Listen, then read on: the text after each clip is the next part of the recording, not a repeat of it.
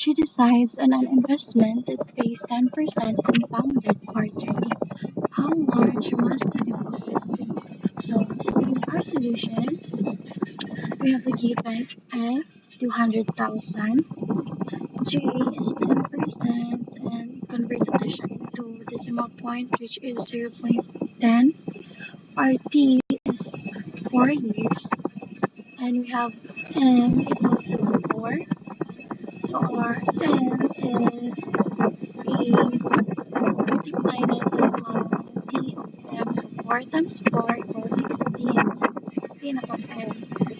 I is equals to J over M. So J is 0.10 over 4. Plus we have 0.025 over 5. So in this example, we will apply the alternative equation.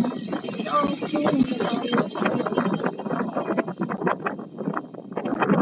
Formula is P equals to 1 plus I raised to the power of minus n. So to solve this, we have 200,000. 1 plus 0.025 minus raised to the power of minus 16. Yes, we have 200,000. 1.025 raised to the power minus 16. So, kanina na yan ang answer next. So, 200,000. Ang total na niya ay 0.6786249825. So, now we will isolve na natin sila and multiply. So, we have 134,724.99. So, muna iya ang P na to. Muna ang P. So, batch deposit 134,724.99 pesos to grow as much as 200,000 pesos after 4 years. So, in example 4, we have a problem. A person can buy a piece of property for 6,500,000 pesos cash or 4 million pesos down payment and 4,200,000 pesos in 5 years. If the person has money earning 8% converted quarterly, which is a better purchase plan and by how much? So in our solution, we must solve the present value of 4,200,000. So our given, ang F na to is 4,200,000. Ang G na to is 8%. So kung i-connect siya into decimal point, we have 0.08. Our time is 5 years. And our M is 4. N na to is 5 times 4 equals to 20. And I is J over M. So we have 0.08 over 4. That equals 0.02. Muna itong I. So our formula, P equals to F1 plus I raised to the power of minus N. So we have 4,200,000 1 plus 0.02 raised to the power of minus 20. So I solve it ulit muna. So we have 4,200,000 1.02 raised to the power of minus 20. Next, I can solve this 20. So 4 times So we have 0.672972313331. So i-solve na nato ini siyang duha. So ma-times na siya. So we have 2,826,479.16. Then we need to get the sum of the down payment and the remaining balance to determine the present value of the time payment plan. So we have 4 million plus 2,826,479.60 is equals to 6,826,479.60. So note that the buyer saves 6,826,479.60 minus 6,500,000 is equals to 326,479.60 if she will pay in cash.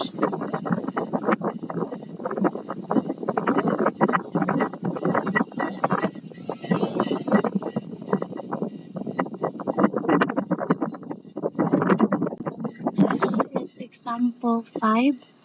Find the interest earned at the end of 4 years if 36,700 pesos is invested at 12% compounded bi-monthly. So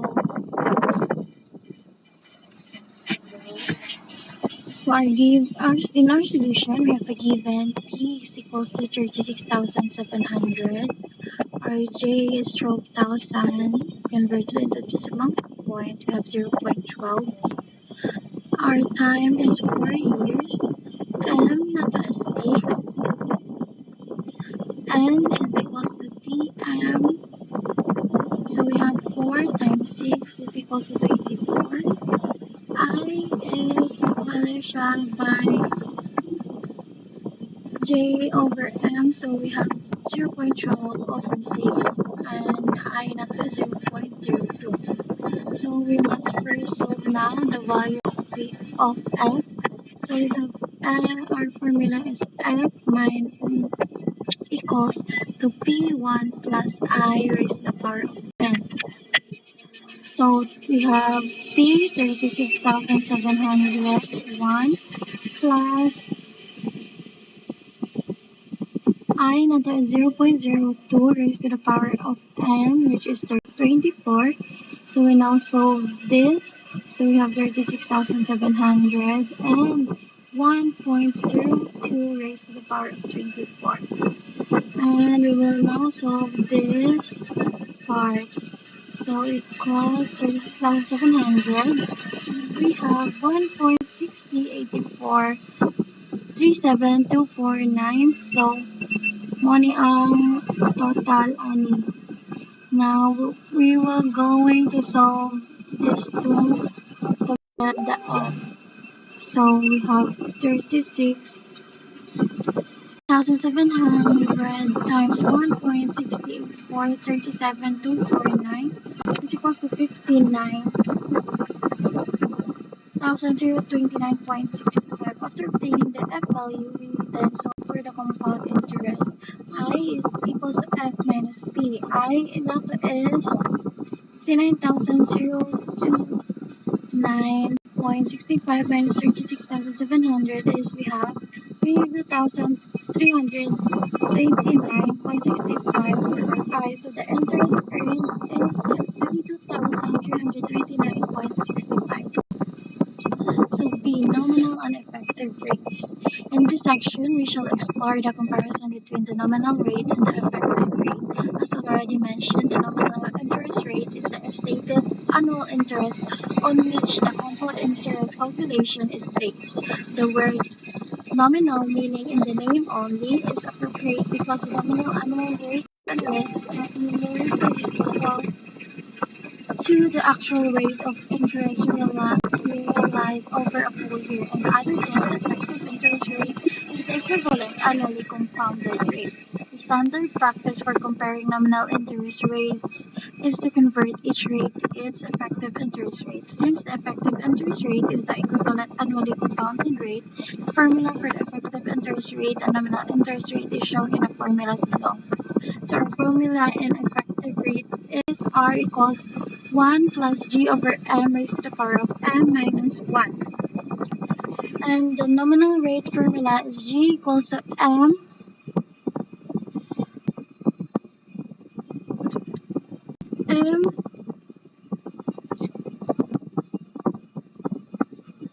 square root to 1 plus R minus 1. So for our example 1, we find the effective rate of interest equivalent to 17% compounded by monthly. So our solution, we have the given G is equal to 17%. Converted into decimal point, we have 0.17. M is 6. R is equals to 1 plus J over M raised by power of M minus 1. So we now solve 1 plus 0.17 over 6 raised to the power of 6 minus 1. So we have 1.01 plus 0.02833333333 raised to the power of 6 minus 1. So we have 1.02833333333 raised to the power of 6 minus 1.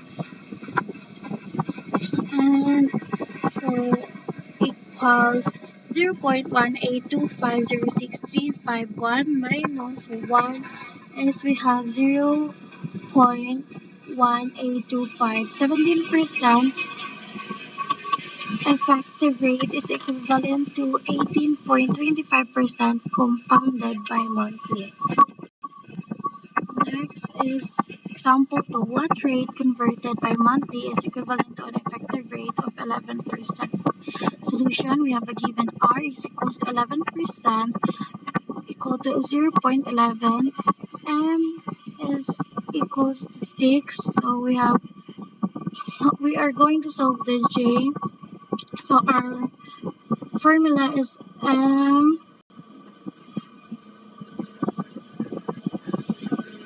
Our formula is the effective rate. We have M square root of 1 plus R minus 1. So J is equals to 6. Square root of 6, 1 plus 0.11 minus 1. So we have 6 square root of 6. 1.11 minus 1 is we have 6. 1.017545481 minus 1 is equals to 6. 0.01754548 equals to 0.1052728847 is equals to 0.1053 or 10.53%. So the nominal rate of 10.53% converted by monthly is equivalent to 11% effective rate. So that is all my report. Thank you.